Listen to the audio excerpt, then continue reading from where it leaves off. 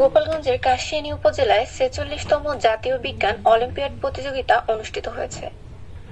বিজ্ঞান ও প্রযুক্তি মন্ত্রণালয়ের তত্ত্বাবধানে কাশিয়ানী উপজেলা প্রশাসনের আয়োজনে সকাল ১০টা থেকে বিকাল ৪টা পর্যন্ত নবম বিজ্ঞান অলিম্পিয়াড ও বিজ্ঞান বিষয়ক কুইজ প্রতিযোগিতায় জ্ঞান বিজ্ঞানে করব জয়, সেরা হব বিশ্বময় এই স্লোগানে উপজেলার ১২টি শিক্ষা প্রতিষ্ঠানে প্রকল্প উদ্ভাবকরা অংশ নিয়েছে।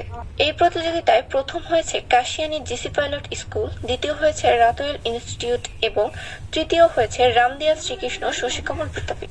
নবম বিজ্ঞান বিষয়ক কুইজ প্রতিযোগিতায় প্রথম হয়েছে কাশিয়ানী জিসি পাইলট স্কুল, দ্বিতীয় হয়েছে রামদিয়া শ্রীকৃষ্ণ শশীকমল বিদ্যাপীঠ এবং তৃতীয় হয়েছে কাশিয়ানী সরকারি বালিকা বিদ্যালয়। সোমবার সকালে উপজেলা হলরুমে নির্বাহী অফিসার ফারজানা জান্নাত জাতীয় বিজ্ঞান অলিম্পিয়াড প্রতিযোগিতার উদ্বোধন করেন।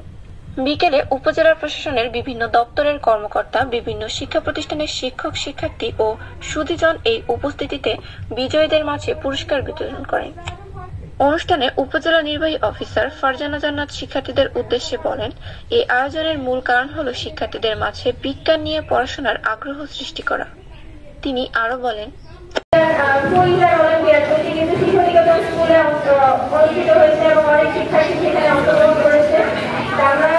এই বিজ্ঞান মেলা বা বিজ্ঞান প্রযুক্তি সপ্তাহের মাধ্যমে আমরা চাই